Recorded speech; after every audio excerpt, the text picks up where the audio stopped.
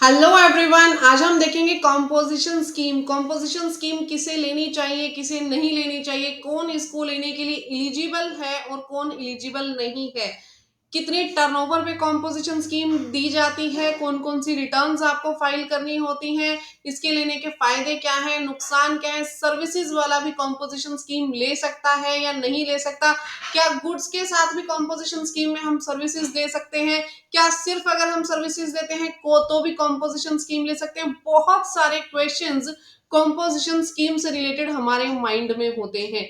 मैं एक एक क्वेश्चन का जवाब आज आपको यहाँ दूंगी। हर एक सेक्शन कॉम्पोजिशन स्कीम से रिलेटेड आज हम अपनी इस वीडियो में डिस्कस करेंगे। तो गाइस बने रहिएगा मेरे साथ एंड तक, ताकि मैं हर एक सवाल का जवाब आप लोगों को दे सकूं। देखिए, कॉम्पोजिशन स्कीम क्या है। जो गवर्नमेंट है, गवर्नमेंट ने छोटे छोटे जो टैक्स पेयर्स हैं उनको एक रिलीफ स्कीम दी है। उसके तहत वो लोग एक माइनर सा टैक्स पे करेंगे और जीएसटी उसके अकॉर्डिंग ले सकते हैं। जब वो माइनर सा टैक्स तो पे कर रहे हैं, साथ ही साथ उन्हें अकाउंटिंग भी ज्यादा डिटेल में मेंटेन करने की जरूरत नहीं है। टू ए टू बी के साथ बहुत ज्यादा रिकंसिलेशन बनाने की उनको जरूरत नहीं है। यानी बहुत एक सुविधाजनक पैटर्न उनको दे दिया कि आप कॉम्पोजिशन स्कीम लीजिए और ज्यादा अकाउंटिंग मेंटेन नहीं करनी, कुछ नहीं करना, आप स्मूथली अपना जीएसटी नंबर चलाओ, बिजनेस चलाओ। ठीक है। अब कॉम्पोजिशन स्कीम हमारे पास कौन से सेक्शन में आती है? सेक्शन 10। सेक्शन 10 हमारे पास किसका है? कॉम्पोजिशन स्कीम का। अब बात करें तो इसकी एप्लीकेबिलिटी, किसके ऊपर ये सेक्शन एप्लीकेबल होगा। देखिए, पहली बात तो सभी रजिस्टर्ड पर्सन, रजिस्टर्ड यानी जो जीएसटी में रजिस्टर्ड है, रजिस्टर्ड होगे तभी तो कॉम्पोजिशन स्कीम को ऑप्ट करोगे। तो जो भी रजिस्टर्ड पर्सन है जिनकी एग्रीगेट टर्नओवर कब प्रीवियस फाइनेंशियल ईयर, इस फाइनेंशियल ईयर में नहीं, पिछले फाइनेंशियल ईयर में आपकी एग्रीगेट टर्नओवर अगर 75 लाख है या फिर 150 लाख है तो आप कॉम्पोजिशन स्कीम ले सकते हो। 75 लाख किसके लिए? स्पेशल कैटेगरी स्टेट के लिए। और 150 लाख किसके लिए? अदर स्टेट्स के लिए। मेरी बात समझ में आई? स्पेशल कैटेगरी स्टेट्स के लिए 75 लाख और अदर स्टेट्स के लिए 150 लाख। अब यहाँ पे सबसे पहली बात जो मेरे पास आती है, मैडम एग्रीगेट टर्नओवर क्या है? What is aggregate turnover? तो एग्रीगेट टर्नओवर को हम सबसे पहले देखेंगे। देखिए, जितनी भी एग्रीगेट टर्नओवर में क्या क्या आएगा, जितनी भी आपकी टैक्सेबल सप्लाईज होगी, जितनी भी टैक्सेबल सप्लाईज हैं वो, प्लस में जितनी भी आपकी एग्जम्प्ट सप्लाईज हैं वो भी इसमें ऐड करनी है। एक्सपोर्ट की आपने, चाहे गुड्स एक्सपोर्ट की, सर्विसेज एक्सपोर्ट की या दोनों चीजें एक्सपोर्ट की, वो इसमें आएगी। इंटरस्टेट आपने अपनी ही किसी ब्रांच को डीम्ड, हमने कोई भी सप्लाई की, अपनी ही ब्रांच को हमने कोई भी सप्लाई की, वो भी इसमें ऐड करना है इंटरस्टेट। ध्यान रखिएगा, taxable, exempt, export of goods, services और बोथ दोनों इसमें आएंगी। इंटरस्टेट आपने कोई माल भेजा अपनी खुद की किसी भी कंसर्न को, ब्रांच को, वो भी इसके अंदर आएगा। ठीक है।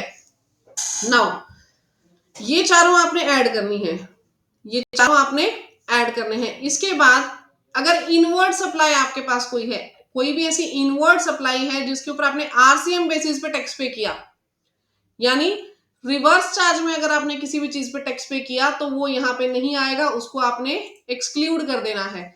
सीजीएसटी, एसजीएसटी, यूटीजीएसटी, आईजीएसटी, ये सभी इसमें से माइनस कर देंगे, ये आपने नहीं लेना है। देखिए, इनवर्ड सप्लाई जिसके ऊपर आरसीएम पे किया वो क्यों नहीं आएगा? क्योंकि आपने वो चीज परचेज की है। फॉर एग्जाम्पल, मैंने 50 लाख की सेल की, मेरी सप्लाई कितनी है? 50 लाख, उसके ऊपर मैं टैक्स पे करूंगी? बिल्कुल करूंगी। लेकिन अगर मैंने कोई भी ट्रांसपोर्टेशन की सर्विस ली, मैंने सर्विस ली किसकी? ट्रांसपोर्टेशन की, तो इसके ऊपर मैं आरसीएम बेसिस पे टैक्स पे करूंगी। मैंने 1 लाख की सर्विसेज ली थी, मैंने 5000 का टैक्स पे कर दिया, तो टैक्स तो मैंने यहां भी पे किया, लेकिन ये मेरी इनवर्ड सप्लाई है। आरसीएम बेसिस पे जो इनवर्ड सप्लाईज होती हैं वो या तो मेरी परचेज होंगी या मेरे एक्सपेंसेस होंगे, वो आप अपने सेल में, एग्रीगेट टर्नओवर में काउंट नहीं कर सकते। इसीलिए इस कंफ्यूजन को दूर करने के लिए साफ साफ लिखा गया है कि इनवर्ड सप्लाई नहीं लेनी, आपने सिर्फ आउटवर्ड सप्लाई लेनी है। ठीक है। चाहे आपने उसके ऊपर आरसीएम पे किया हो इनवर्ड सप्लाई से, तो ये आपने उसको कंसीडर नहीं करना। एक्सपोर्ट ऑफ गुड्स और सर्विसेज और बोथ, इंटर स्टेट सप्लाई, ये सब इंक्लूड करना है। लेकिन इनवर्ड सप्लाई जिसपे आरसीएम बेसिस पे आपने टैक्स पे किया वो आपने नहीं लेना। CGST, SGST, UT GST, IGST, cess, इसमें से कुछ कंसीडर नहीं करना।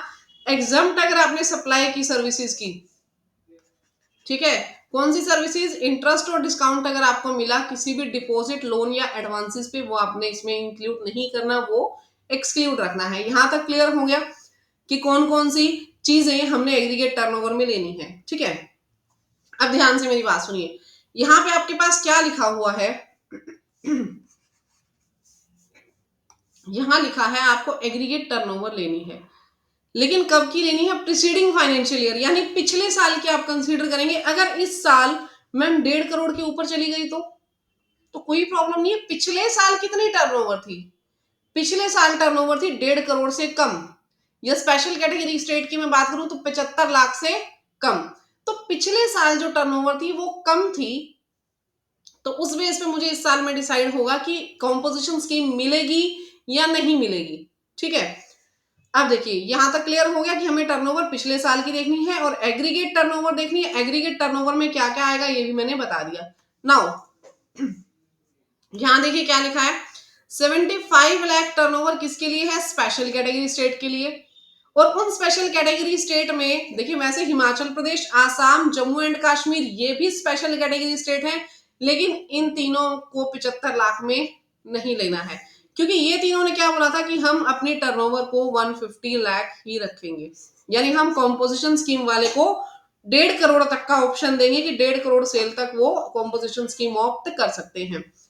अदर जो स्टेट्स हो गए स्पेशल कैटेगरी स्टेट के अलावा, plus including Himachal Pradesh, Assam, Jammu and Kashmir, क्योंकि 1.5 करोड़ वाले में आ गए थे, तो स्पेशल कैटेगरी स्टेट के अलावा जितने बच गए, प्लस हिमाचल प्रदेश, आसाम, जम्मू एंड कश्मीर, वो लोग कॉम्पोजिशन स्कीम को ऑप्ट कर सकते हैं। देखिए स्पेशल कैटेगरी ऑफ स्टेट कौन कौन से हैं, 75 लाख किस किस को मिलेगी, अरुणाचल प्रदेश, उत्तराखंड, मणिपुर, मिजोरम, मेघालय, नागालैंड, सिक्किम, त्रिपुरा। अब इनके अलावा जो भी बच गए वो कौन से हो गए, अदर स्टेट्स, जिनको 1.5 करोड़ की लिमिट है। वैसे इसमें मैंने आपको बताया कौन कौन से 3 स्टेट और थे, हिमाचल प्रदेश, आसाम, जम्मू एंड कश्मीर। वैसे ये 3 लोग और भी थे, लेकिन इन्होंने क्या ऑप्ट कर लिया, 1.5 सीआर का ऑप्शन। यहां तक क्लियर हो गया एग्रीगेट टर्नओवर क्या है, और उस टर्नओवर के बेस पे 75 लाख की लिमिट किसके लिए है और 1.5 करोड़ की लिमिट किस किस के लिए है। Clear everyone. नाउ आगे देखेंगे।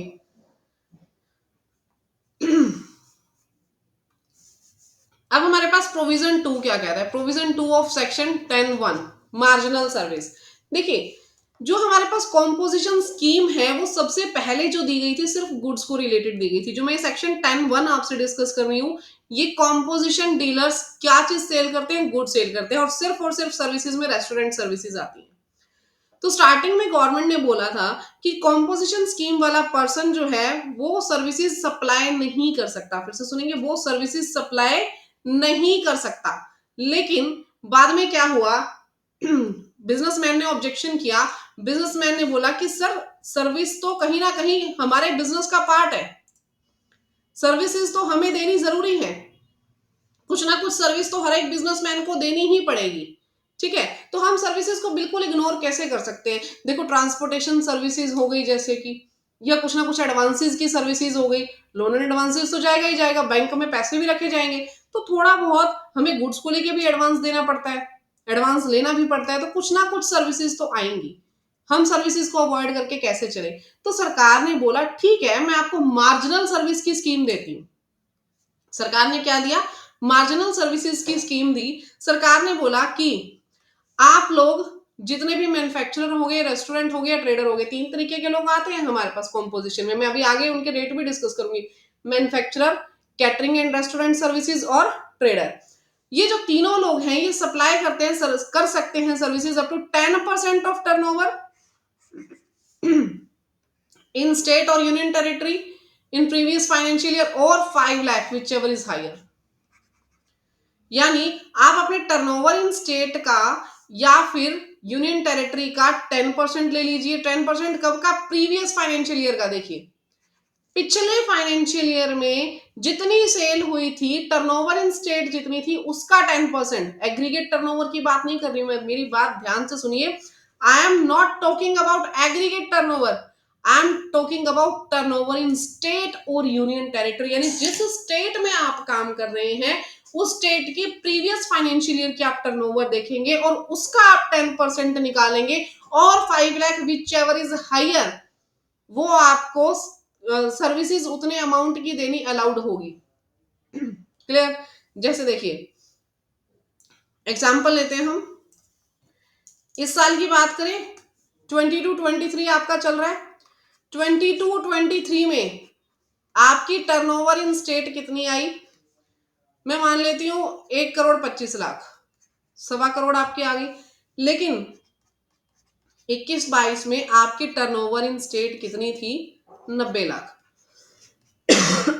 आपकी टर्नओवर इन स्टेट कितनी थी, 90 लाख रुपए।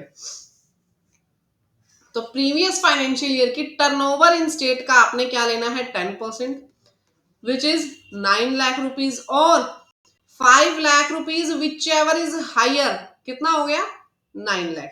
ये 9 लाख तक की सर्विसेज आपको अलाउड है, इससे ज्यादा की सर्विसेज आप नहीं दे सकते। मेरी बात साफ सुथरी समझ में आई? क्लियर हो गया आप सबको? पहली बात, प्रीवियस फाइनेंशियल ईयर की टर्नओवर देखोगे। दूसरा, एग्रीगेट टर्नओवर नहीं देखनी, टर्नओवर इन स्टेट देखनी है, टर्नओवर इन स्टेट देखनी है। क्लियर हो गया सभी को? नाउ टर्नओवर इन स्टेट का मीनिंग देख लेते हैं क्या है, और ध्यान रखिएगा टर्नओवर इन स्टेट का 10% और 5 lakh whichever is higher वाली अमाउंट लेनी है, लोअर नहीं, हायर। ठीक है, अब एक चीज पहले इसमें ध्यान दीजिए, ये जो आपको लिमिट देखनी है, पहली बात तो ये स्टेट वाइज देखनी है। रेस्टोरेंट सर्विसेज को इसमें कंसीडर नहीं करना, अदर देन रेस्टोरेंट और कैटरिंग सर्विसेज, जितनी भी सर्विसेज आएंगी वो 9 लाख में काउंट करनी है। यानी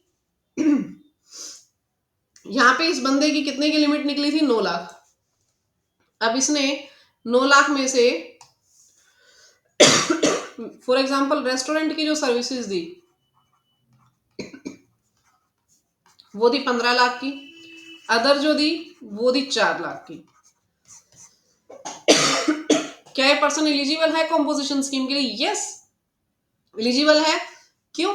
क्योंकि रेस्टोरेंट की सर्विसेज तो काउंट होनी नहीं है और अदर सर्विसेज 4 लाख है, which is less than rupees 9 lakh. Other services तो 4 लाख है ना, जो कि 9 लाख से कम है। ठीक है, चलिए interest on loan and advances, इसकी सर्विसेज जो आपने दी, इंटरेस्ट जो आपको मिला लोन एडवांसेस और डिपॉजिट पे, वो भी आपने इसमें कंसीडर नहीं करना है। पहले देख लेते हैं कि टर्नओवर इन स्टेट का इसमें मीनिंग क्या है। टर्नओवर इन स्टेट पे जाएंगे, जितनी भी टैक्सेबल सप्लाईज होगी, जितनी भी एग्जम्प्ट सप्लाईज होगी विद इन अ स्टेट और यूनियन टेरिटरी, देखो विद इन स्टेट टर्नओवर लेनी है। जब एक स्टेट की बात हो रही है तो एक्सपोर्ट तो बीच में काउंट होगा ही नहीं ना, एक्सपोर्ट तो वैसे ही स्टेट के बाहर हो गया। हम बात किसकी कर रहे हैं, टर्नओवर इन स्टेट, एक स्टेट के अंदर जो टर्नओवर हुई। तो स्टेट के अंदर की टर्नओवर की जब आप बात करोगे तो क्या आएगा उसमें, स्टेट के विद इन जो टर्नओवर हुई है वही तो आएगी। हमारे पास एग्रीगेट टर्नओवर में 4 चीजें थी, टैक्सेबल, एग्जम्प्ट, एक्सपोर्ट और इंटरस्टेट। एक्सपोर्ट और इंटरस्टेट क्यों नहीं ली, क्योंकि वो है ही स्टेट के बाहर की, तो स्टेट के बाहर की तो हम वैसे ही नहीं ले सकते। मेरी बात समझ में आई? मीनिंग ऑलमोस्ट वही है, बस उसमें से माइनस कर दो ना जो स्टेट के बाहर की है, समझे? तो स्टेट के अंदर की टर्नओवर क्या आ जाएगी, जितनी भी स्टेट के अंदर की टैक्सेबल टर्नओवर है, एग्जम्प्ट सप्लाईज है, और एक्सपोर्ट और इंटरस्टेट तो वैसे ही नहीं हो सकता ना स्टेट के अंदर अंदर, वो तो बाहर जाएंगी तभी होगा। मेरी बात समझ में आई? नाउ इसके अंदर भी हमें आरसीएम बेसिस की टर्नओवर नहीं लेनी है, लोन डिपॉजिट के ऊपर जो इंटरेस्ट आया वो नहीं लेना है। ठीक है, क्लियर? नाउ अभी जो बीच में पॉइंट लिखा हुआ मैम ये क्या है, ये क्या कह रहा है, values of supply first day of April से लेना है, up to the date when such person become liable for registration. ध्यान से सुनेंगे, 1 अप्रैल से कैसे लेंगे? देखिए ऐसा हो सकता है कि आपने बिजनेस तो पहले का स्टार्ट किया हुआ था, अब 1 अप्रैल 2022 से हमने अपना जैसे भी बिजनेस था हमारा चल रहा था, अब बीच में आके क्या हुआ, हमारी टर्नओवर फॉर एग्जांपल 25 अगस्त 2023 को थ्रीशोल्ड लिमिट को क्रॉस कर गई, थ्रीशोल्ड लिमिट को क्रॉस कर गई। Threshold limit can be 20 lakh और 40 लाख। जो भी आपके अकॉर्डिंग बनती है। अब 20 लाख आपको पता है किसके लिए, सर्विसमैन के लिए। 40 लाख किसके लिए, 40 लाख उस पर्सन के लिए जो गुड्स की सप्लाई करता है। ठीक है, आपकी टर्नओवर लिमिट थ्रेशोल्ड लिमिट को क्रॉस कर गई। उसके बाद आपने यहाँ क्या किया, आपने यहाँ पे जीएसटी अप्लाई कर लिया। जीएसटी अप्लाई किया और क्या ले लिया आपने, कॉम्पोजिशन स्कीम ले ली। आपने कॉम्पोजिशन स्कीम ले ली। क्लियर। अब आपने यहाँ पे कॉम्पोजिशन स्कीम ली, चलते हैं आगे। ठीक है, अब हम यहाँ पे हैं 31 मार्च 2024 पे। तो ये क्या कह रहा है पॉइंट, आपने जो टर्नओवर काउंट करनी है वो यहां से यहां नहीं करनी। यानी जो टर्नओवर इन स्टेट आएगी वो सिर्फ इस टाइम पीरियड की नहीं आएगी। टर्नओवर इन स्टेट 1/4/2022 से लेके 31/3/24 तक की जितनी भी सेल होगी, जितनी भी टर्नओवर होगी, वो सारी काउंट करनी है। यानी टर्नओवर इन स्टेट मतलब 1 अप्रैल से लेकर के 31 मार्च तक की जितनी भी टर्नओवर है वो टर्नओवर इन स्टेट का पार्ट बनेगी। Clear everyone? ओके।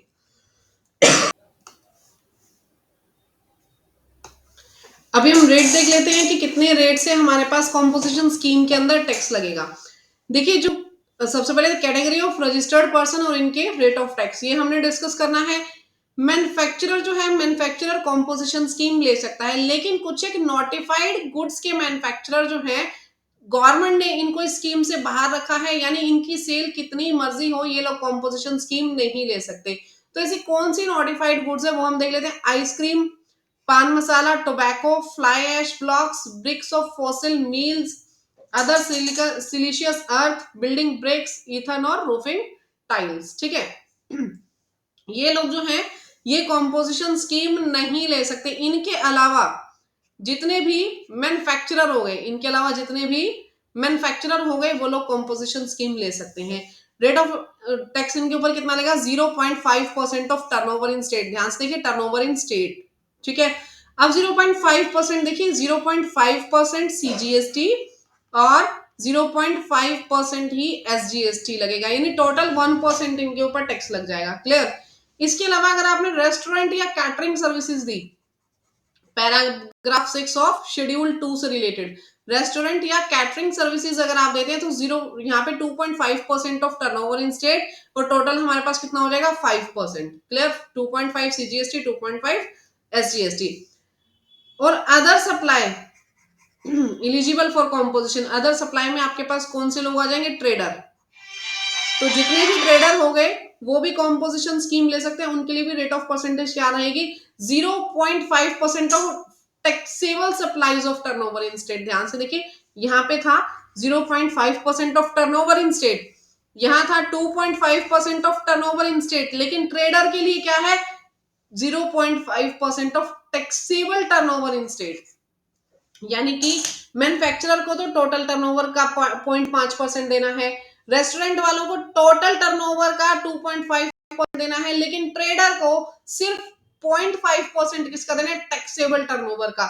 मैन्युफैक्चरर और रेस्टोरेंट के केस में हमें कोई मतलब नहीं है कि वो टैक्सेबल है या एग्जम्प्ट है। ध्यान से सुनिए, मैन्युफैक्चरर और जो रेस्टोरेंट वाला है उसके केस में हमें कोई मतलब नहीं है कि वो टैक्सेबल टर्नओवर है या एग्जम्प्ट टर्नओवर है, हमें टोटल टर्नओवर का 0.5 और 2.5 चाहिए। पर ट्रेडर के केस में हमें सिर्फ और सिर्फ टैक्सेबल टर्नओवर का 0.5% चाहिए। यहां तक क्लियर हो गया आप सभी को? ओके। टर्नओवर इन स्टेट का मैंने ऑलरेडी आप लोगों को मीनिंग बता दिया है। अभी हम देखते हैं कि कौन से ऐसे रजिस्टर्ड पर्सन है जिन्हें कॉम्पोजिशन स्कीम नहीं मिलती। ऐसे रजिस्टर्ड पर्सन जिसे कॉम्पोजिशन स्कीम नहीं मिलती, यहाँ पार्ट 1 में मैंने वो लिखे हैं जो 10(1) के अकॉर्डिंग जिन्हें कॉम्पोजिशन स्कीम नहीं मिल सकती। ठीक है, और यहाँ पे वो हैं जो 10(2) में आते हैं, ये 10(1) नहीं 10(2). ठीक है, ये वो लोग हैं जो गुड्स की सप्लाई करते हैं मेनली, और ये वो है जो सर्विसेज की सप्लाई करते हैं। सर्विसेज का सेक्शन मैंने अभी नहीं लिया, सर्विसेज का जब मैं सेक्शन लूंगी तो उसके बाद आपको इन लोगों के बारे में बताऊंगी। अभी हम इसका पार्ट 1 देखेंगे, क्योंकि पार्ट 1 में वो लोग हैं जो कि गुड्स में डील कर रहे हैं। मेरी बात समझ में आई आप लोगों को? अब देखिए कौन से ऐसे लोग हैं। सबसे पहले तो जो सप्लाई कर रहे हैं, engaged in making supply of goods or services which are not leviable to tax, यानी अगर आपने कोई भी नॉन टैक्सेबल सप्लाई की तो आप कॉम्पोजिशन स्कीम नहीं ले सकते। आप किसी भी नॉन टैक्सेबल सप्लाई को अगर करते हैं तो कॉम्पोजिशन स्कीम नहीं ले पाएंगे। इसके अलावा इंटरस्टेट आउटवर्ड सप्लाई आप नहीं कर सकते। इनवर्ड सप्लाई आप ले सकते हैं इंटरस्टेट, लेकिन आउटवर्ड कोई भी गुड्स या सर्विसेज सप्लाई नहीं कर सकते। नेक्स्ट हम देखेंगे, कोई भी गुड्स या सर्विसेज आपने सेल की थ्रू इलेक्ट्रॉनिक कॉमर्स ऑपरेटर, जिसे टीडीएस डिडक्ट करने की जरूरत है अंडर सेक्शन 52, वो आप नहीं कर सकते। अगर आपने ईसीओ के थ्रू सप्लाई की तो आपको कॉम्पोजिशन स्कीम नहीं मिलेगी। इसके अलावा आपने मैन्युफैक्चरिंग की आइसक्रीम, पान मसाला, टोबैको, ये जो मैंने अभी आपको पीछे प्रोडक्ट्स बताए थे, इनमें से किसी की भी आप मैन्युफैक्चरिंग करते हो तो आपको कॉम्पोजिशन स्कीम नहीं मिलेगी। अगर आप सीटीपी हैं यानी कैजुअल टैक्सेबल पर्सन है, एनआरटीपी है, नॉन रेजिडेंट टैक्सेबल पर्सन है, तो भी आपको कॉम्पोजिशन स्कीम नहीं मिलेगी। इनकी ऑलरेडी वीडियो मैंने अपलोड कर दी है कि सीटीपी क्या होता है, ठीक है जी। और अगर आपने सप्लाई की सर्विसेज, देखिए सर्विसेज कैसे, अगर वो 10% की लिमिट से ज्यादा आप सर्विसेज प्रोवाइड कर रहे हो, 10% ऑफ टर्नओवर इन स्टेट से ज्यादा, तो आपको कॉम्पोजिशन स्कीम नहीं मिलेगी। क्लियर? तो यहां तक जो गुड्स से रिलेटेड कॉम्पोजिशन स्कीम थी वो मैंने आपको ऑलरेडी बता दी, सब कुछ मैंने आपको डिस्क्राइब कर दिया। वीडियो अगर आपको अच्छी लगी तो वीडियो को लाइक, चैनल को सब्सक्राइब करना मत भूलना। और दूसरा जो सर्विसेज का है, सर्विसेज का पार्ट 2 भी मैं आपको हैंड टू हैंड प्रोवाइड करूंगी। लास्ट में आपको लिंक भी मिल जाएगा इसका। तो अगर आपने सेकंड पार्ट देखना है तो सेकंड पार्ट में मैं आपको बताऊंगी कि सर्विसेज से रिलेटेड जो कॉम्पोजिशन स्कीम है वो कौन ले सकता है, कौन नहीं ले सकता, कितना टैक्स लगेगा, क्या क्या रिस्ट्रिक्शंस उसमें लगाई गई हैं, हर एक चीज में इसके सेकंड पार्ट में आपसे डिस्कस करूंगी। सब्सक्राइब कर देना, नोटिफिकेशन के बटन पे क्लिक कर देना, ताकि इस तरीके की इंपॉर्टेंट वीडियोस आप लोगों को टाइमली बेसिस पे देखने को मिलती रहे। Thank you everyone, bye bye, take care.